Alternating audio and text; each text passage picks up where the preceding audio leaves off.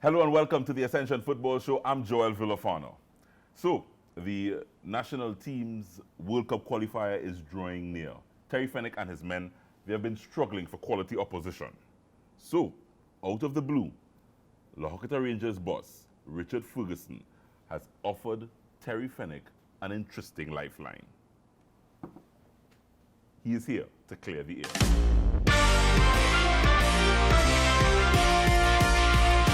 We have been training very, very hard for 3 years, steady. What I did was actually promote the under-18 team at Northeast. Our first qualifiers was in Dominica.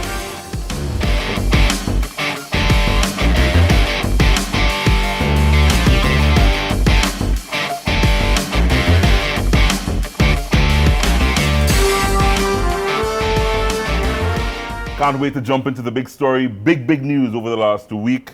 Safe to say that the Soca Warriors and their preparation thus far for the World Cup qualifier against Guyana on March 25th, their preparation has been a bit underwhelming. With the pandemic hitting football very hard, opposition sparring partners for Terry Fenwick and the national team, they've been few and far between and not of very good quality. So, out of the blue, Terminix Lahokita Rangers owner Richard Ferguson threw coach Terry Fenwick a bit of an interesting lifeline. Play his Rangers, beat them, and Mr. Ferguson has offered the national team $100,000. So no, this is not a game show. This is not Price is Right. This is Trinidad and Tobago's national football. Only here on the Ascension Football Show, Mr. Ferguson will clear the air. He's here with us in the flesh. Mr. Ferguson, welcome again. Thank you, Joel, for having me, and it's a pleasure for you inviting me again. So, varying views, Mr. Ferguson, on this developing story. First of all, this gracious offer by yourself. How did it all come about? Well, Terry, we at Terminix Lahokita Rangers, we have played national teams regularly. In fact, we have played 6 so far. We have played Dennis Lawrence, the Trinidad and Tobago national team 3 times. We've played Grenada once, and we played St. Lucia twice. So it's a normal thing for us. To play national teams. To play national teams. And the reason behind it is that we believe playing teams that are better than us is the way to improve our performance. So we always seek games against national teams. And in fact, if the coronavirus was not so vast, we would already have flown out to play one of the national teams, probably Dominica, Antigua, Guyana, somebody. So since November, we have been seeking this game with the national team. But it was to no avail. You know, Mr. Kieran Edwards, he had spoken to the chairman in the normalization, that's Mr. Robert Haddad. I myself spoke with Gary Griffith. We had several phone calls with Adrian Romain seeking the game. But what Adrian Romain was telling us is that the national team is currently underfunded. They are having problems, you know, paying stipends, getting refreshments for players. And I well know how difficult and expensive it is to run a team. So what we said was, we tried to mesh the two problems, and we tried to help as best we could. We said, look, we normally offer our players a performance incentive, so we can do the same thing for the national team. Let's play the practice game, and should the national team win, they will get a performance bonus of $100,000, which is normal, to help improve their performance and their efficiency and so on. They could also use this funding to pay their players and pay expenses and so on.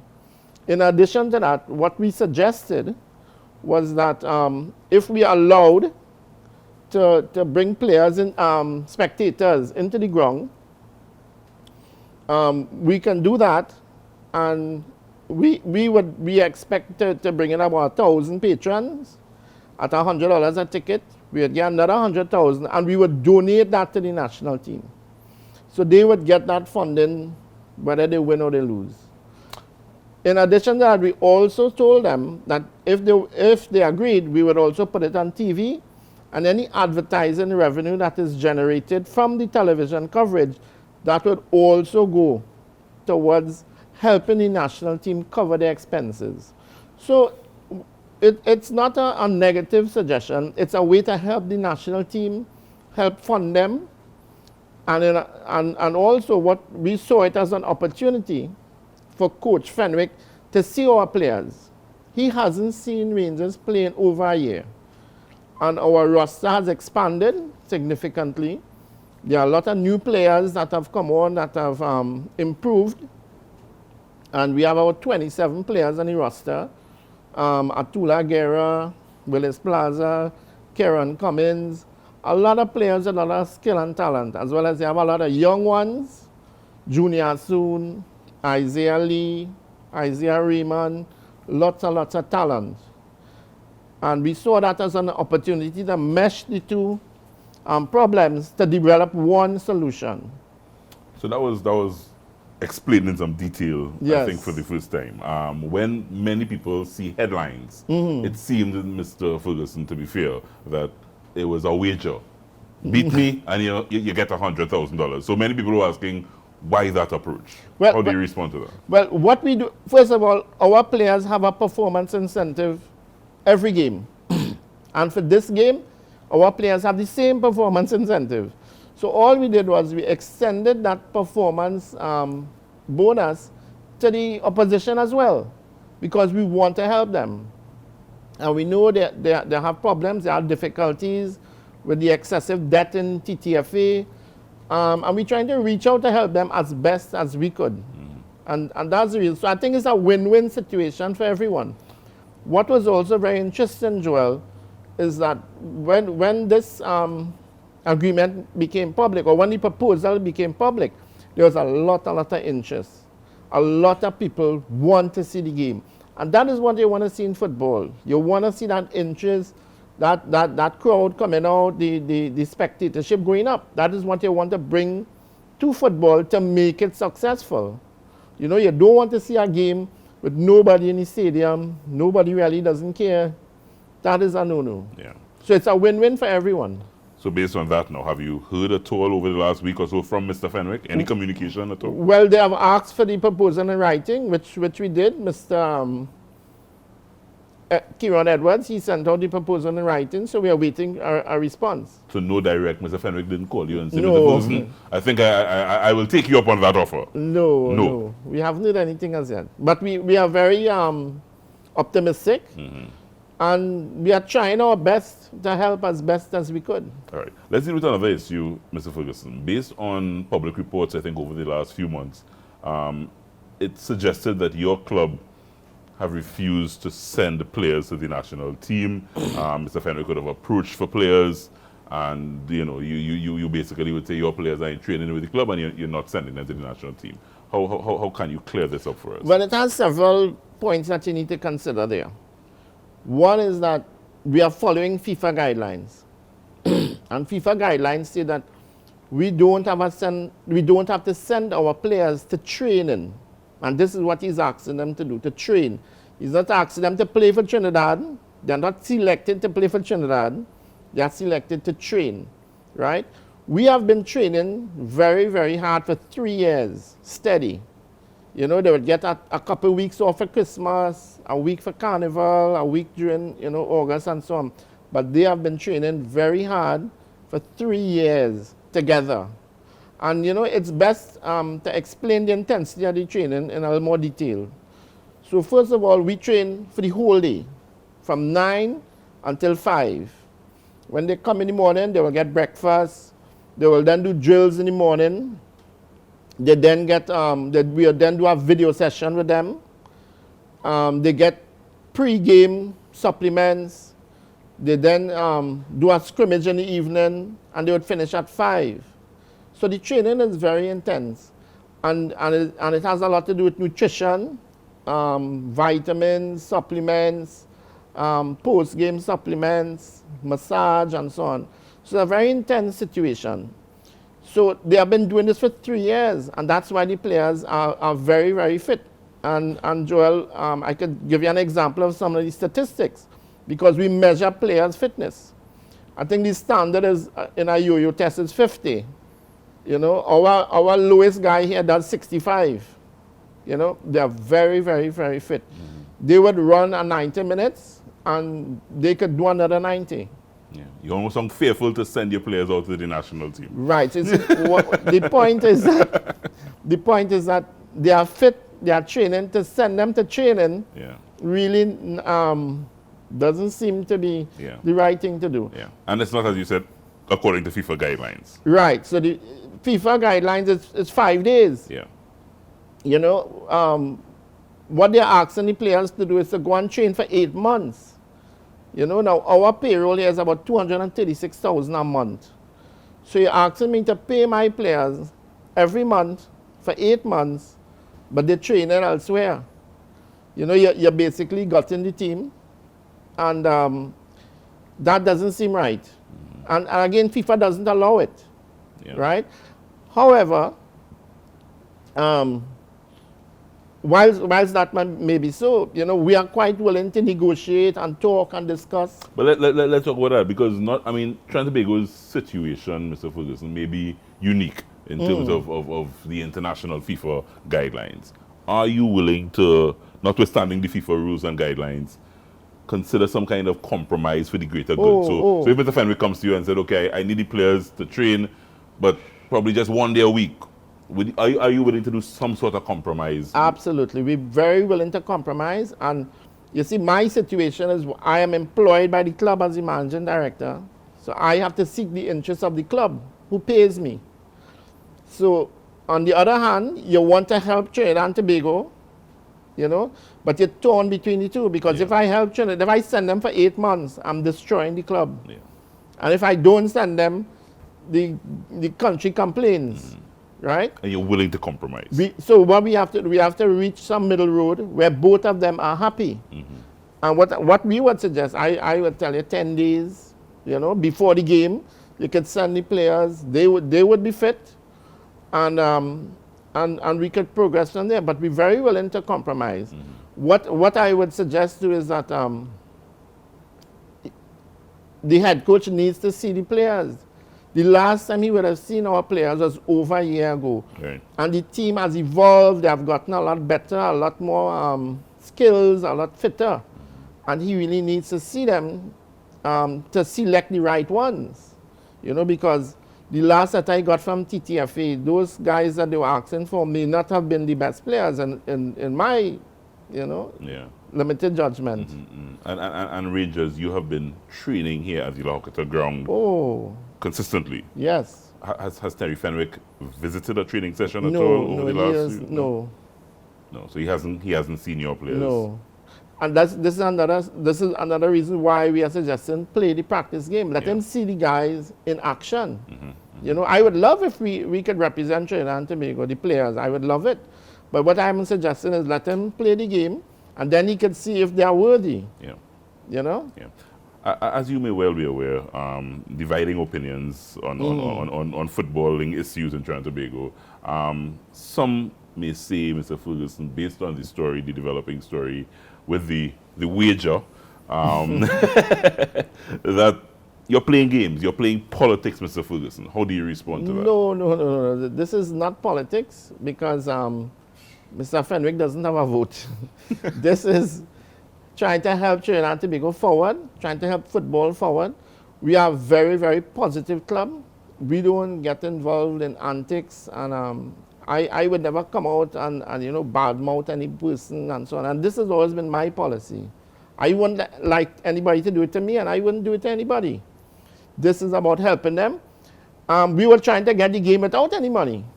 It was Adrian Romain and these guys who were coming out and saying, look, you know, we need some help. And this is the best way to help them. You know, that I feel, because we have resources, we can help them. And we're trying to as best as we could.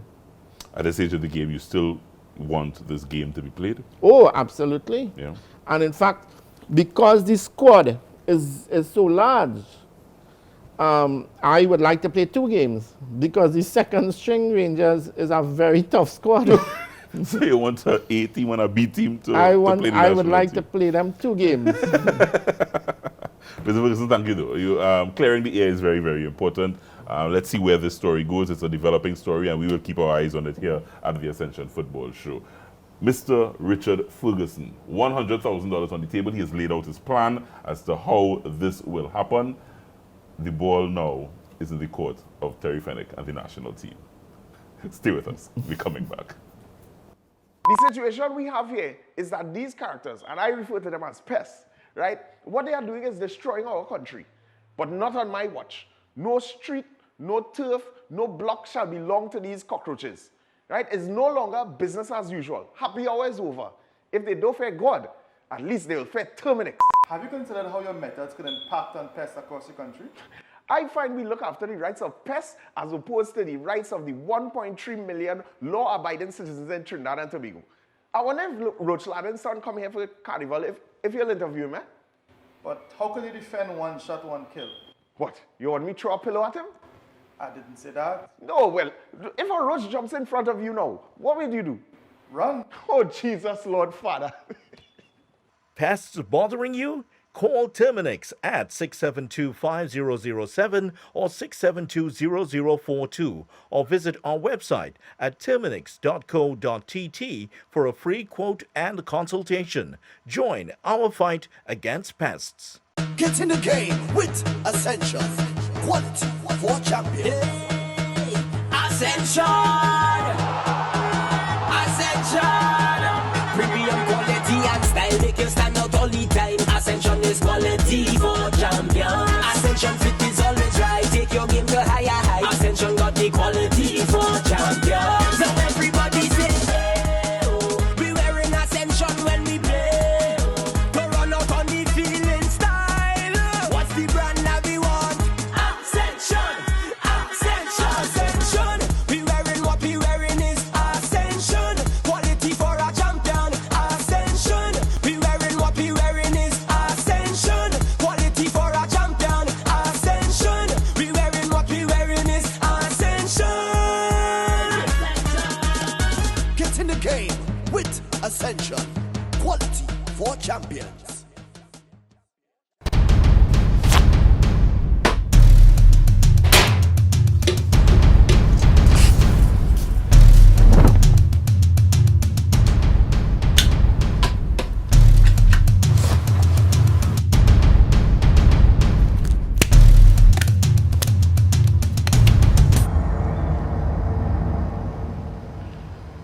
Pests bothering you? Call Terminix at 672-5007 or 672-0042 or visit our website at terminix.co.tt for a free quote and consultation.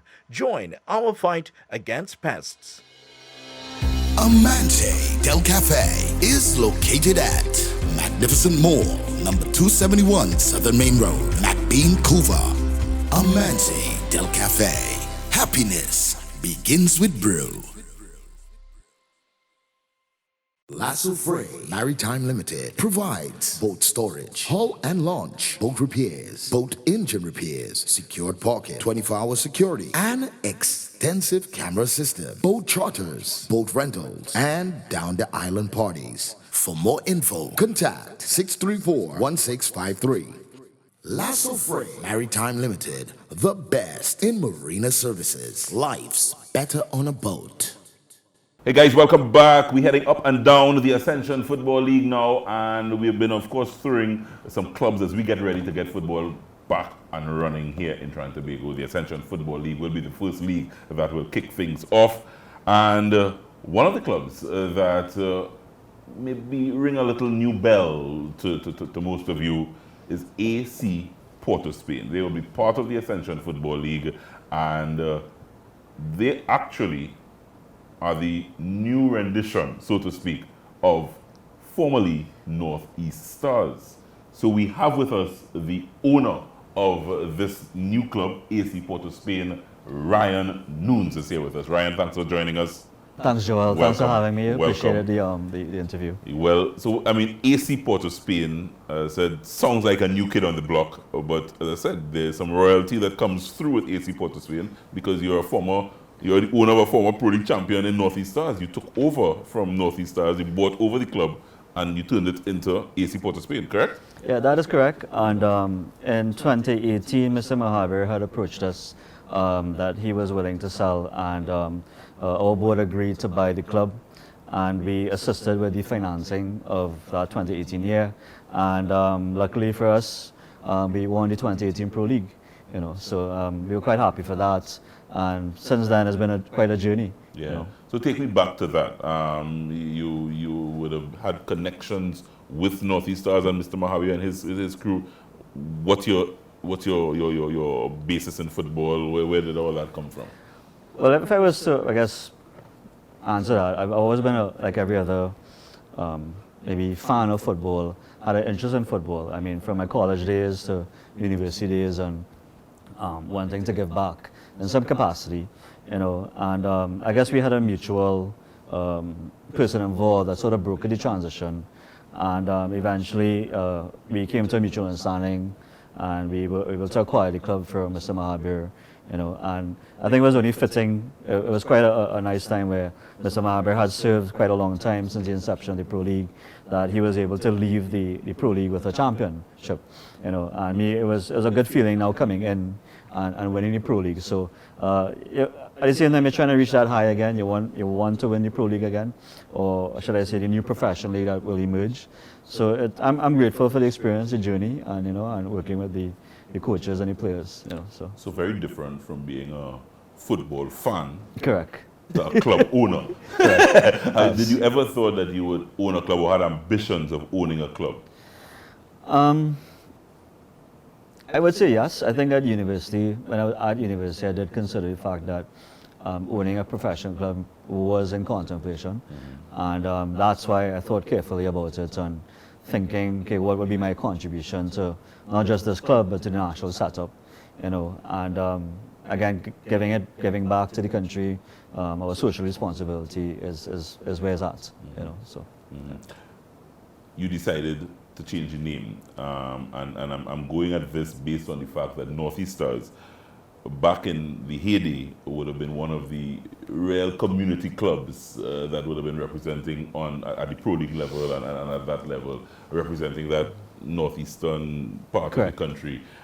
You changed the name and moved the territory, correct? Correct. That is correct. So I kind of give you the history on that, is that initially before acquiring Northeast Stars, we actually had made an application to the Pro League under the name AC Port of Spain, or I think it was Port of Spain FC, mm-hmm. right? And why we went with the name Port of Spain is that we felt that the branding from a business model would have been a more attractive brand, not just on the local front, but on the international stage. So hence the reason for, one, changing the name to the capital, Two, we were in discussions with AC Milan at that point in time to be a feeder club. And what they wanted, the contract with them was pretty strict. You can't adopt an international brand like that. And there were certain audit obligations that was required. So we've been working towards that, but the world is at large now.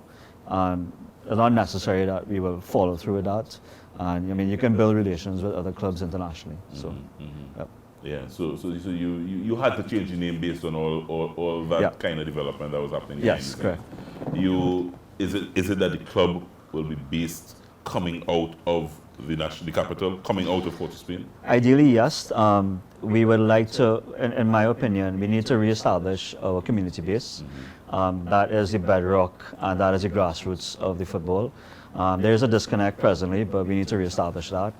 I think we need to establish trust amongst our stakeholders with the club, and eventually, I guess I need to show more face.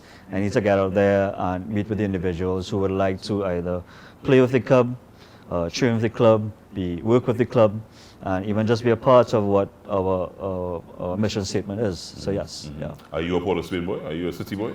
No, I'm from Balsin. Right. But I went to school in Port of Spain, Right. St. Mary's College, played at St. Mary's College. I don't know why I just look like a St. Mary's boy. Yeah, I look like a St. Mary's. I'm a ring actually. Yeah, St. okay, Mary's. okay. So yeah. Right. So you have a connection to the city, so to Yeah, I have a speak. connection to the city. Right.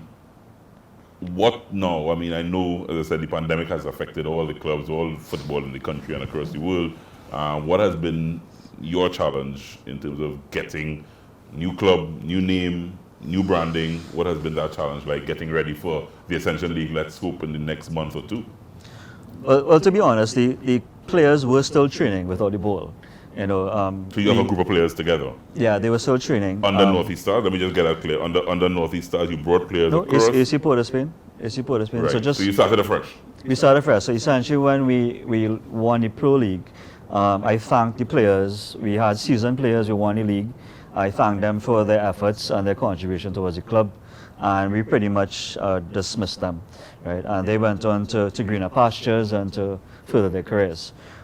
What I did was actually promote the under-18 team at Northeast, and I actually asked Zoran Vranis to take charge of the team, and then he brought in Mr. Gilbert Bato.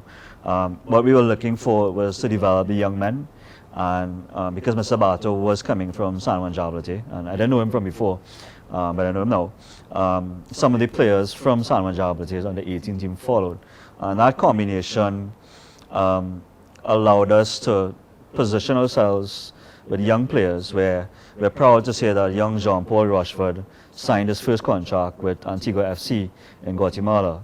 So putting the players through the process works, right? We now just need to get it consistent. We need to make sure that, again, our contribution to the young men and women of the country is there, and what the mission statement is.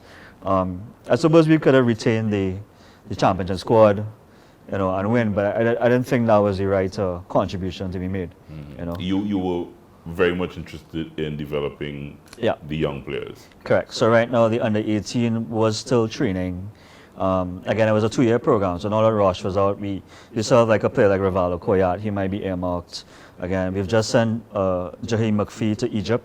He had 3 offers, but we turned it down. He's currently due to get to Slovakia shortly once the COVID restrictions allow. And we have the under-16, I guess, being promoted to under-18 now. And then we want the under-18s now to be representing at the senior level. But that's not an easy feat, because at the coaching level, you obviously want to win, and there's a lot of risk that you will lose, right?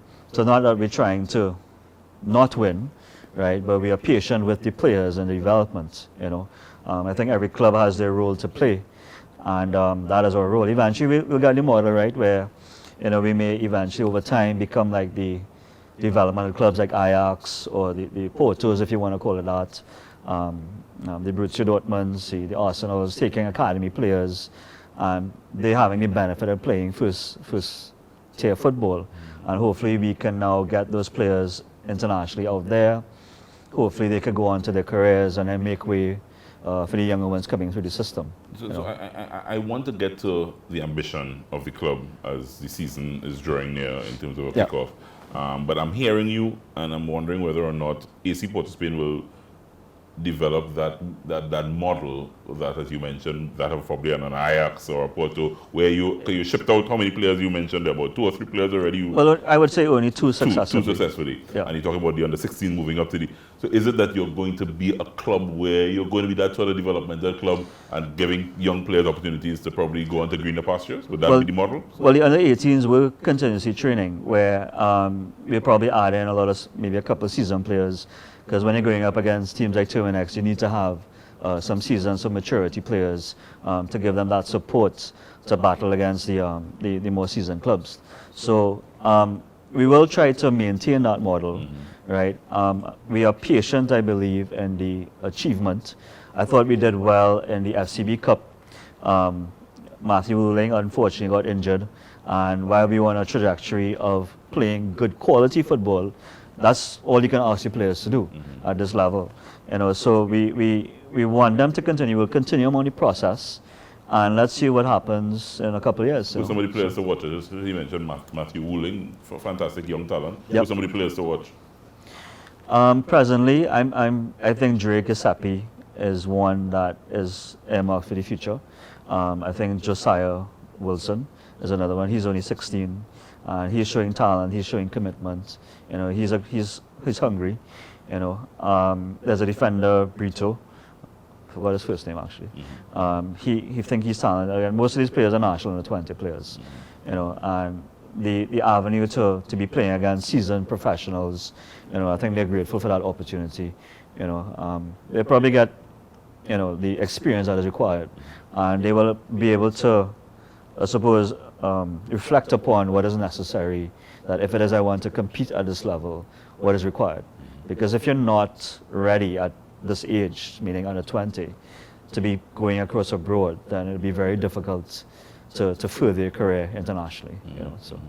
Is Zoran Vranic at the helm? Who's at the helm? Zoran Vranic is back in Serbia. I think actually he might be in Montenegro right now. So we keep the relationship open. He is looking for the recommendation to come to say, well, if there's a vacancy in his club or where he's working, whether we would want to make that recommendation, because we don't want the player to go abroad for a trial and then return because he's unsuccessful. Right. We want to know that when we put him through the beep tests and the Cooper's tests and all the other assessments, that he is now qualified, and we have the expectation that he will remain, that he will earn his place. Who's coaching your current team now?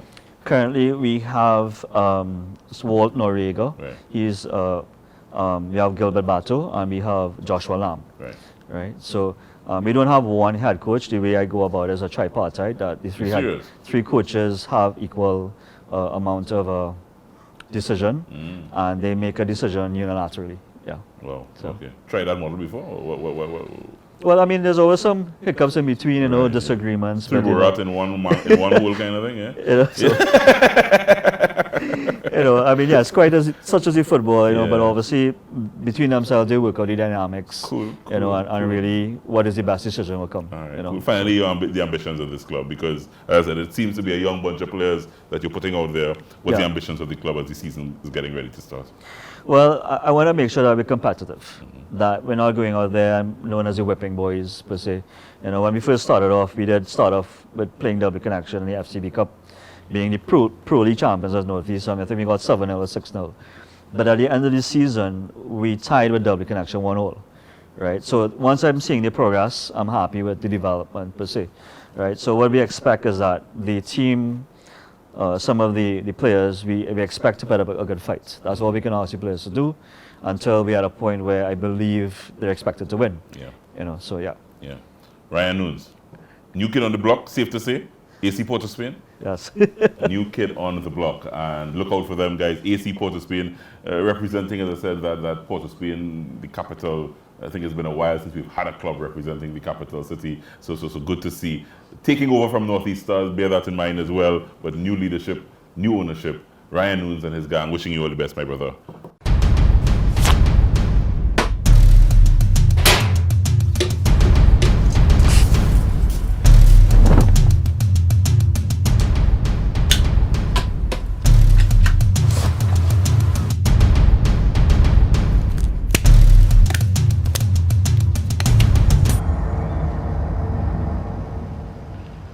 The situation we have here is that these characters, and I refer to them as pests, right? What they are doing is destroying our country, but not on my watch. No street, no turf, no block shall belong to these cockroaches, right? It's no longer business as usual. Happy hour is over.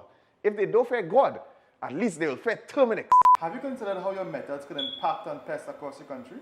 I find we look after the rights of pests as opposed to the rights of the 1.3 million law-abiding citizens in Trinidad and Tobago. I wonder if Roach Ladden's son come here for the carnival, if you'll interview him, eh? But how can you defend one shot, one kill? What, you want me to throw a pillow at him? I didn't say that. No, well, if a roach jumps in front of you now, what will you do? Run. Oh, Jesus, Lord Father. Pests bothering you? Call Terminix at 672-5007 or 672-0042 or visit our website at terminix.co.tt for a free quote and consultation. Join our fight against pests. Get in the game with Ascension. Quality for champions. Ascension! Ascension!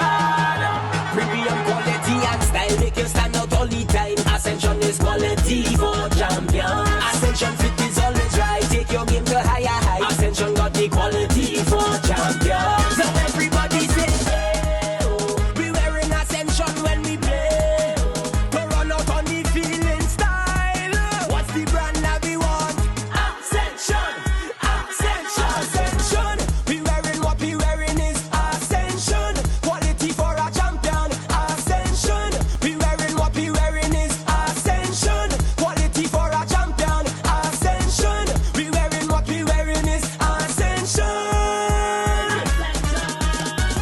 elevating the game with Ascension.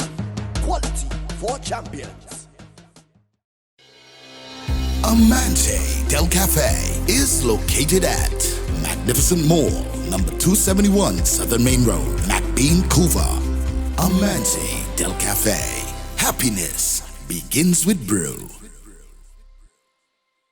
Lasso Frey Maritime Limited provides boat storage, hull and launch, boat repairs, boat engine repairs, secured parking, 24-hour security, and extensive camera system, boat charters, boat rentals, and down the island parties. For more info, contact 634-1653. Lasso Frey Maritime Limited, the best in marina services. Life's better on a boat.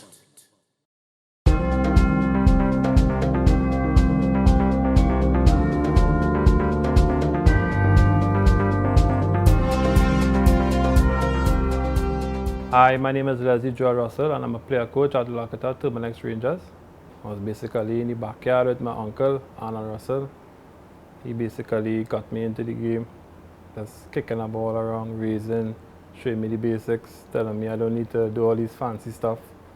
Just need to, keep raising and get the touch of the ball, and that's where it started. My love for the game started at a young age, playing football in the backyard. My uncle would support me every single day, and I would go to bed with the ball, and that's why I know, I have love for this game. Started playing every single day, morning, evening, noon. Sometimes they're calling it to eat. You're not coming because you're sweating, and basically that's it. My uncle basically got me into the game then, because he used to play as well for a team called, I think it was Tunapuna Titans or something like that. And everybody told me he was really good. I never saw him play. But so he basically started me off, showing me the basics of the game. And that's where it started. When my early days in Tunapuna started, there was a field in the back of my yard. We used to call it the churchyard. That's where it started basically. Me and some other friends and some older guys started sweating there, and that's where it started basically. I moved to San Juan by my mom, and I started at San Juan Jabate. And that's where it took off with a coach called Gwenwyn Cuss. He's deceased now. He basically saw my talent. I used to play up front, and he called me one day and he said, I'm putting you to play right back. And from that day, that was it. I never moved from there. And then from right back, I moved to central defender.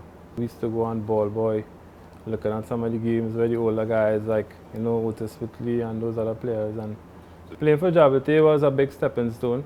It was a more organized club. Plenty national youth players were there, so you were in a good environment. You had to be on top of your game. When I started playing right back, I liked it. But then after a few years, I moved to central defense, and I found that position even better. And that's, I think I started playing there at the age of 18 years old. And from there till then, I'm playing centre back now. The journey at Jabate was good. I started at the under 16 level. We won all the tournaments, the cups and the league. Then I moved to the under 18 level. Then after that was the reserve league and then the pro team. So I basically spent about 10 years there. Well, back then the senior players were Ronald Primus, Ian Gray, Sid Gray, a lot of these players. They were seasoned professionals, so we looked up to them. We tried to pattern our game against them. And they motivated us and show us the things, how to defend and stuff, and they gave us that confidence to play with them. Well, basically when I joined Jabate and I was in a professional environment, this is what I want to do. Well, my first national call-up was at the under 23 level with Coach Angasif. Well, when I heard I got the national call-up, it was very exciting. Our first tournament was the Pan Am Games, I think it was in 2011 in Guadalajara. From there we had Olympic qualifiers. So our first qualifiers was in Dominica. And then we moved on to the second stage, I think it was in St. Kitts. And then we qualified for the CONCACAF round, which was the last round before you go to the Olympics. I think we missed out on that by 2 points. So all in all, it was a good feeling. My first senior call-up was against Finland, 2012 I think it was, right in National Stadium. That also was a great feeling, you know, making your debut in front of your home fans. It was a good game as well. I think we lost 3-2, but it was very exciting. My club career went from Jablete to W Connection. I joined W Connection 2010, I think it was. You know, it was something different, but very exciting. Coming up under Angus and Terry Frennick, then moving to Coach Stuart Charles was a different ball game, was more tactical and technical.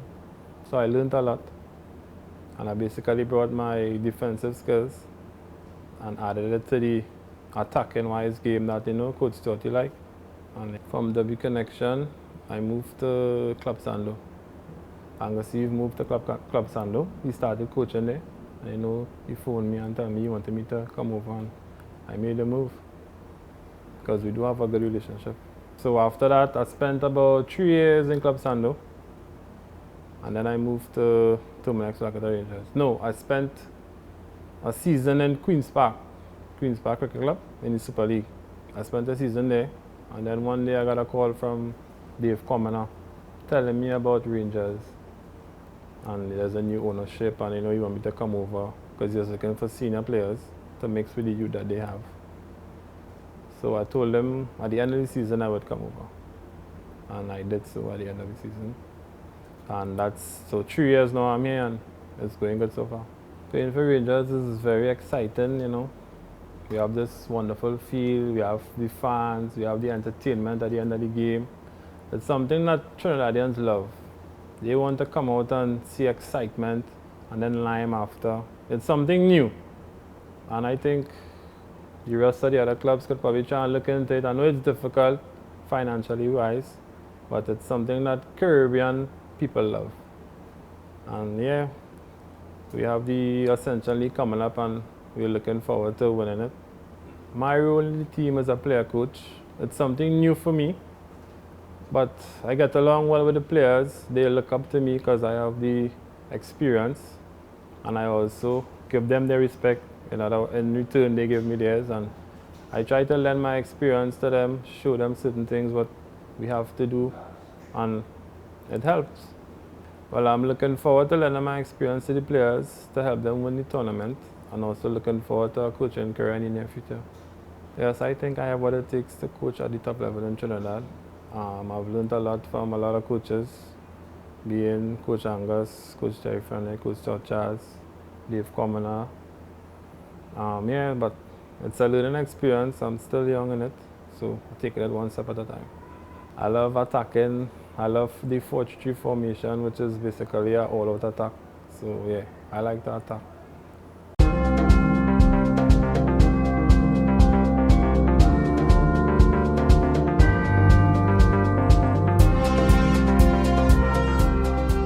I hope you have been enjoying our Coach's Corner. I know I have been. Here's my boy Ansel Elcock for another one. Thanks, Joel. Today we are speaking about one-on-one defending. Each defender should be able to defend one-on-one. Defenders, at least, we anticipating, yeah. But again, you need to know what player and the type of player you're playing against. Yeah. A defender should be a one-on-one defending, touch tight, slowing down the opponent so that your midfielders and the rest of the defenders should recover. That is one of the key things in defending. Yeah, defending is not only about tackling. No, defending is about slowing down your opponent so that your players, as I just say, to recover. One-on-one defending is that you realize and set and see where it is and what foot again that the individual is strong on. Well, as a right back here, first thing you need to know is if a player is right-footed or left-footed coming at you. Yeah, as a defender playing on the right side. In that position, in that case, what you need to do is to jockey him as long as possible, so that you can give your players time to recover according to how far up he is on the field. Yeah. If he's right-footed and you are right-footed and playing in the right back position, what you need to do is get yourself on a 45 degrees angle so you can send him down the line towards his left foot, right? So which means you take your time, stay at least arm's length away so that he cannot raise his head to make a pass, and so that at least if you push the ball, you can get your body in position to go across him and win the ball. Good. So now that I know from that touch how his body's shaped, you can tell he's left-footed. Yeah? So with that now, I know he want to come back inside.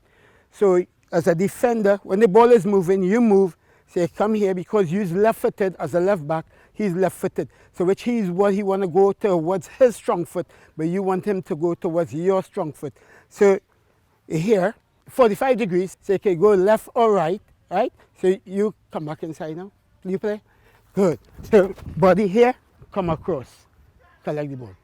That's a wrap for Coach's Corner for today. Back to you, John. So that's it. We had another great one. Thank you for joining us on the Ascension Football Show, and join us here every week for all the latest in local football.